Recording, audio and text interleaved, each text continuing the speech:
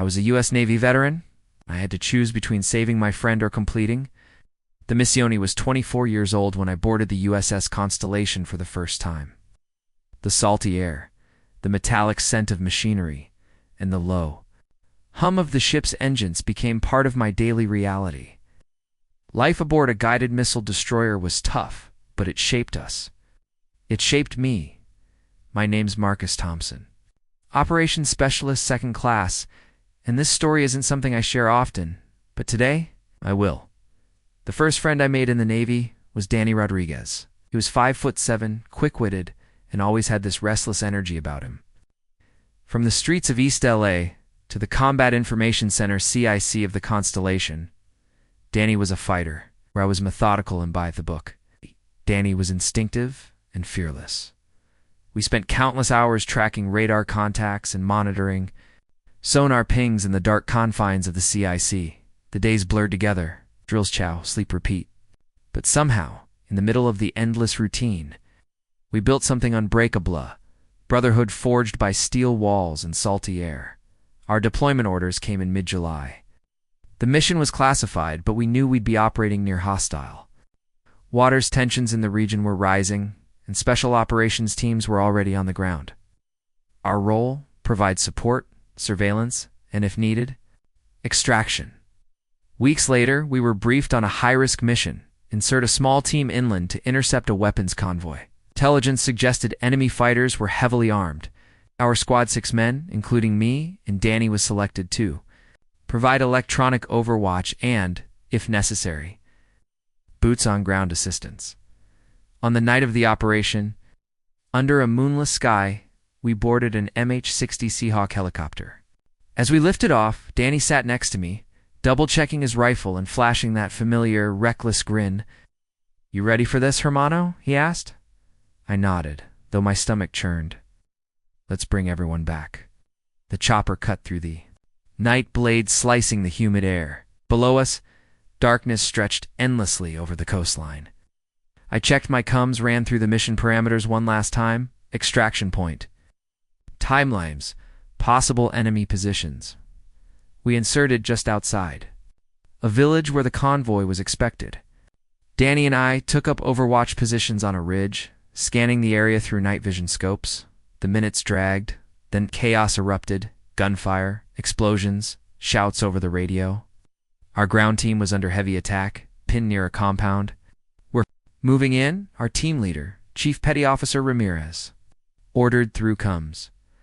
We scrambled down the ridge, covering each other as we moved toward the firefight. Dust and debris clouded the air. I could barely see 5 feet in front of me, but I kept going. My training kicked in. Focus, cover fire, advance. That's when I heard it. Thompson. Danny's hit. I turned and saw him lying on the ground, blood pooling beneath his leg. His face twisted in pain, but his eyes, those stubborn eyes, were still focused on me. "Go finish the mission," he shouted. I froze for a split second, heart pounding like a war drum. The rest of the team was pushing forward, trying to secure the objective. Orders were clear: complete the mission at all costs. But that was my best friend lying there, bleeding, alone. In that moment, my mind raced with everything I'd ever been taught: duty, honor, mission first. But another voice screamed inside me, "Don't leave him." I didn't know it then. But this was the decision that would haunt me for the rest of my life. For a few agonizing seconds, I stood there, caught between instinct and duty. My M4 rifle weighed heavy in my hands. The air smelled of gunpowder and sweat. "Thompson, move." Chief Ramirez barked over comms. I saw the others advancing toward the target building. The convoy was on the move. Intel warned us that if we didn't intercept it now, we might never get another chance. But then I looked at Danny again, clutching his leg, gritting his teeth, fighting to stay conscious. I made my choice. I broke formation and ran back toward him. "Stay with me, Danny. Stay with me," I yelled, dropping beside him. His skin was pale and the bleeding wasn't slowing. I tore open my IFA, individual first aid kit, began applying a tourniquet high on his thigh. My hand shook, but I worked fast. Compress, twist, secure. You're a stubborn bastard, you know that? I said, trying to keep him talking. Danny gave a weak smile. Takes one to know one. Shots cracked overhead, dirt exploded near us. Enemy fighters had spotted us. I grabbed Danny by the straps of his plate carrier and began dragging him toward cover behind a broken wall near the tree line. Every inch felt like a mile. I fired short bursts from my rifle, trying to suppress whatever enemy forces were pushing our flank. The radio crackled. Thompson, where the hell are you? We're breaching the target building. I pressed the push-to-talk button. I've got a man down. Requesting immediate Kasivik? Silence for a beat. Then Ramirez again. Negative. You don't have the resources for extraction right now. Hold your position. I knew what that meant. We were on our own. For the next 20 minutes, I alternated. Between laying down cover fire and patching Danny up, I could hear the rest of the team engaging the enemy inside the compound. Explosions shook the ground. Somewhere in the distance, the rumble of truck engines, likely the weapons convoy, grew fainter. We were losing our window. Danny's breathing grew shallow. I repositioned him, checked his pulse, weak. But there suddenly 2 enemy fighters emerged from the tree line to our left. Instinct took over. I emptied half a mag in their direction, dropping one, the other scrambling for cover. The adrenaline was so thick in my veins that I barely felt the recoil. I crawled back to Danny. You're not dying on me. Not here. In the distance, I heard Ramirez's voiceover comes. Objective secured. Prepare for exfil. Thank God. Minutes. Later, I saw the flash of a strobe marker signaling our extraction point. I threw Danny over my shoulder and ran heart screaming, legs burning, toward the pickup zone. The helicopter's rotors kicked up dust and debris as the crew chief waved. Us aboard. I collapsed inside with Danny still on my back. The medics took over IVs, oxygen, pressure bandages. I sat there, staring at his pale face, not sure if I'd done the right thing or doomed us both. Back on the Constellation, Danny was rushed into the ship's medical bay. They stabilized him, barely, for days. He drifted in and out of consciousness. Infection set in. He almost lost the leg. For a while, it was touch and go. Meanwhile, I was pulled into debrief after debrief. Chain of command wasn't pleased. My decision to break formation almost jeopardized the mission. We secured the weapons. Convoy, but barely. There were talks of disciplinary action. I remember sitting in the CO's office, staring at the floor as they outlined my failure to follow direct orders. I expected a formal reprimand at the very least. But then, something unexpected happened. Chief Ramirez spoke up for me. He made a judgment call, sir. The kind you can't teach in training. We brought the objective home, and our man too. Co stared at me for a long time before dismissing the case. Officially, nothing went on my record. Unofficially, I became that guy. The one who went off script. The one who disobeyed orders. Some called me reckless. I carried both labels like weights on my shoulders. When Danny was finally able to walk again, after weeks of rehab and physical therapy, found me one night on the ship's top deck, we stood there. Looking out over the endless Black Sea, he lit a cigarette with shaking hands. You saved my life, Hermano. I didn't say anything at first, just nodded. You shouldn't have come back for me, he added softly. I couldn't live with myself if I hadn't. We stood there in silence for a while, the wind cold against our faces. Years later, long after my Navy days were over, I still think about that night. Sometimes I wonder what would have happened if I'd chosen differently. If I'd left him behind, if I'd followed the mission to the letter. I've seen therapists, tried to unpack the guilt. The what-ifs never fully go away. Some nights, I still hear the gunfire. I still see him lying there, reaching for me. When I get those late-night texts from Danny, when he sends me photos of his kids, when I see him laughing at his daughter's soccer games, I know I made the right choice, even if it cost me part of myself. Because when the moment came, when it was him or the mission, I chose my friend, and I'd do it again. The battlefield was chaos. Gunfire cracked from every direction. The air smelled of burned gunpowder, hot metal, and blood.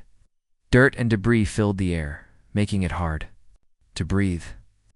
The sun was low in the Afghan sky, casting long shadows over the jagged terrain. I dropped to my knees beside Danny, barely noticing the dirt embedding itself in my palms. "You're gonna be okay, brother," I muttered, my voice shaking. My hands fumbled for the emergency bandage in my pouch.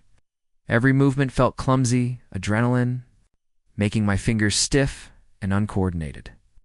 The bleeding from his leg was worse than I thought. Arterial, bright red and pulsing out with each beat of his heart. "You idiot," Danny groaned, his face contorted in pain. "Go finish the mission. Don't stay here for me."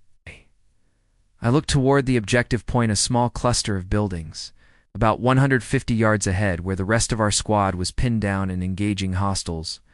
The air was alive with the crack of rifles, the sharp snap of incoming rounds, and the dull thud of distant mortar. Ramirez's voice barked in my earpiece. "Thompson, get your ass on the advance. We need you now." My mind split in two. Years of training screamed at me to follow the chain of command, to complete the objective, to move forward. But instinct, loyalty, something deeper told me to stay. I keyed my mic. "Ramirez Rodriguez is hit bad. Arterial bleed. He's not gonna make it without help." There was a long pause on the net. "Then that's an order, Thompson," Ramirez growled. I cursed under my breath. Disobeying a direct order in combat wasn't just reckless, it was career suicide. But looking down at Danny, I didn't care. "Cover me," I said over comms. I didn't wait for approval.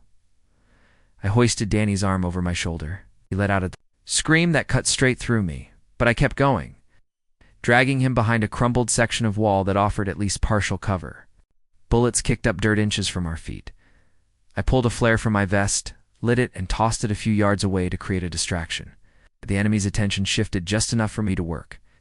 Kneeling beside him, I wrapped the tourniquet around his thigh and cinched it tight. The bleeding slowed, but I knew time wasn't on our side. "You stubborn son of a," Danny mumbled weakly, his voice fading. "Shut up and stay awake," I snapped, slapping his cheek lightly to keep him conscious. His skin was turning pale, lips almost blue dot through the haze of gunfire. I caught glimpses of Ramirez and the rest of the team breaching the compound. Flashbangs went off, followed by the low rumble of an explosion. "Objective secured," Ramirez called out minutes later. "Prepare for extraction." "Thompson's status?" "He's stable." "For now," I replied, pressing down harder on the wound, requesting medevac ASAP. Held the weight. For the helo felt like hours, though it was probably less than 15 minutes. At the distant whir of rotor blades grew louder until the Seahawk hovered overhead, kicking up dust and smoke. Two Navy corpsmen sprinted toward us as the bird landed. As they loaded Danny onto a stretcher, he grabbed my wrist weakly, his eyes glassy but determined. "Psst. Hermano," he whispered. I climbed aboard behind him, heart pounding. As we lifted off, I glanced back at the compound. The mission was technically a success, but I knew the fallout from this wasn't over. The ride back to the USS Constellation was tense. The only sounds were the roar of the helicopter blades and the steady beeping of Danny's heart monitor. The corpsmen worked to keep him stable, inserting IVs, administering oxygen, doing everything they could. I sat in the corner, staring at the floor, sweat pouring down my face, my uniform soaked through. The adrenaline crash hit hard, leaving me shaking and nauseous. When we touched down on the flight deck, the medical team rushed Danny below deck to the infirmary. I stayed behind, still gripping my rifle, still wearing my helmet. Frozen in place, as the weight of what I'd done started to settle, I made my way to the Combat Information Center, where Chief Ramirez was waiting. He said, without even looking at me. His voice was low and dangerous. "I know, Chief," I replied, standing at attention, staring straight ahead. "But if I hadn't, Danny would have died." Ramirez walked up close, getting inches from my face. "And if the enemy had flanked us while you were playing medic, we'd all be dead. You jeopardized the entire operation." Said nothing. There was no point arguing. Both of us knew there was no right answer here. Hours passed. I stayed awake, staring at the ceiling of my bunk, replaying every moment. The gunfire, the screams, the blood, Danny's face, Ramirez's disappointment.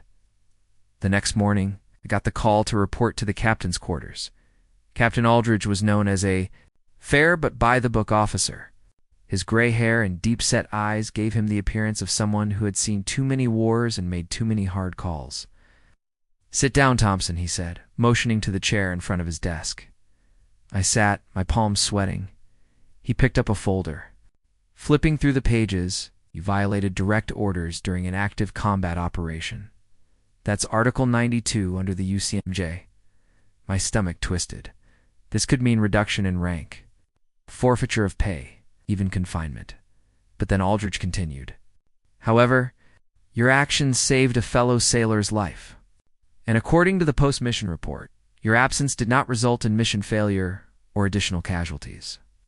I held my breath. "You'll receive an official reprimand," he said finally. "It'll go in your record.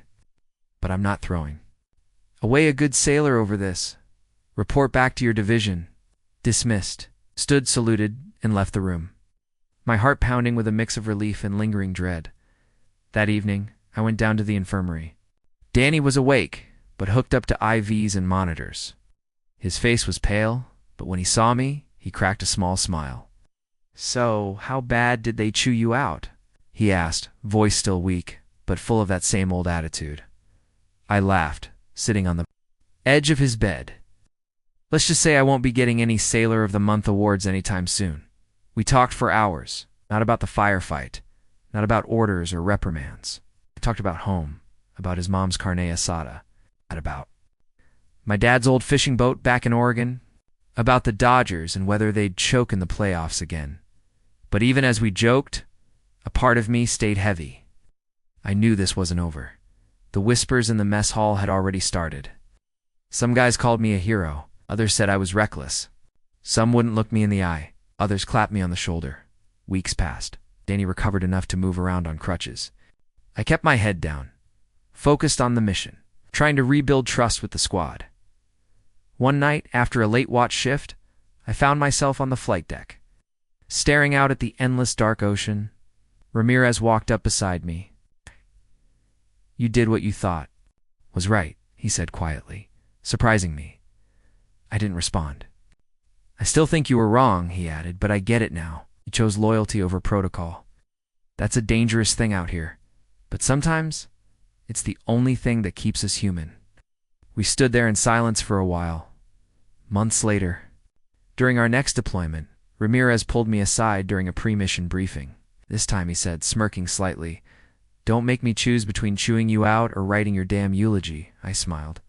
"Copy that, Chief." Danny eventually got transferred stateside for physical therapy. Before he left, he handed me a folded piece of paper. On it was a short note. "To the brother who broke every rule to keep me breathing.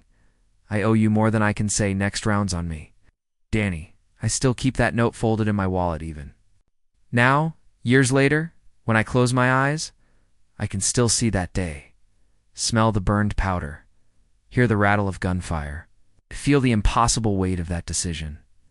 There's a saying in the Navy, mission first, always.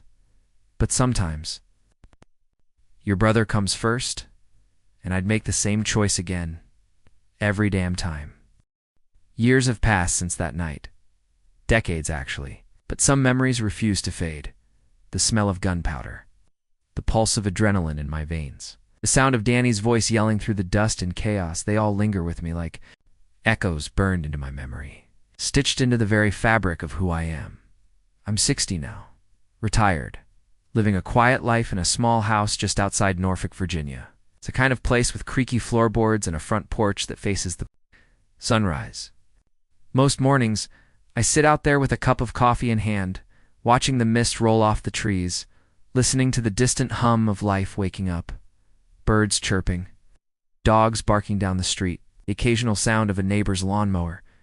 Firing up the quiet feels foreign sometimes, unnatural. After 20-plus years in the Navy, the stillness can feel louder than any firefight. There were nights on the Constellation when sleep never came, and even if it did, It came in short, restless bursts. Out here I sleep better, but not always. The bad dreams still creep in when I least expect them. Danny made a full recovery. A long, painful rehab that tested every ounce of his strength and patience. But he pulled through like I always knew he would. Once he got back on his feet, he made the decision to leave the Navy.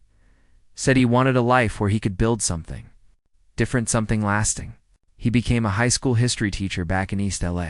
He's teaching kids about wars they'd never fought and sacrifices they'd never fully understand. We still talk every few months. He always starts our calls the same way. "What's up, hermano?" And every time, no matter how many years pass, I smile like we're still back on that flight deck, covered in dirt and sweat, laughing about something stupid after a 12-hour watch. There's a framed photo on my living room wall. Me and Danny in our dress blues, standing on the deck of the Constellation. Arms over each other's shoulders, grinning like we owned the world. Next to it, there's a shadow box. Inside it are my commendations, my warfare pins, a couple of challenge coins from different commands, and that official letter of reprimand, folded, yellowed with age, but still there. Some visitors glance at it and ask why I keep that letter. On display, right next to my medals, I tell them the truth, because that piece of paper reminds me of the day I made the hardest choice of my life, and the day I learned what brotherhood really means. Some nights, I still wake up in a cold sweat. Heart pounding, breath shallow. Flashes of that mission burn behind my eyelids. The sound of gunfire. The taste of dust. The sight of Danny's blood soaking through the dirt. Even after all these years, the body remembers what the mind tries to forget. Over time, I've come to realize that trauma doesn't fade. It changes shape. It hides during the day, only to ambush you when you're staring at the ceiling at 3 a.m. It's questioning every decision you've ever made. But here's the thing. I don't regret my choice. Not for a second. I know some guys in the Navy good. Men who followed every order to the letter. Men who never hesitated. Men who prided themselves on discipline above all else. Some of them came home with ribbons and medals. Others didn't come home at all. And the ones who did. Some of them carry guilt just the same. Guilt for not making the call that could have saved a brother. Guilt for walking away when their gut told them to stay. In the Navy, they drill it into you. The mission comes first. Always. But in the quiet spaces between those lessons, when the uniforms are off and the adrenaline fades, you learn something deeper. You learn about loyalty, about sacrifice, about the bond that forms when you've stared death in the face with someone at your side. You learn that there are moments when the rulebook won't have the answer. Moments. When no amount of training can tell you what's right. And when that moment comes, all you'll have left is your gut and your heart. I've made peace with the fallout, the reprimand, sideways glances from some of the officers, the knowing nods from the enlisted guys who understood better than anyone. I've carried it all with me, and I'll carry it until my last day. Every now and then, I'll get a letter from one of the guys from our old division. Some of them have families now. Some are still active duty. Few became cops, firefighters, or EMTs. Couldn't quite let go of the uniform life. And in every letter, there's always this unspoken understanding. That day on the battlefield became a story that's retold in different voices at different times. A story that became part of all of us, Danny. And I finally met up last year at a reunion in San Diego. The Constellation was long decommissioned by then, but the bond, that was still alive.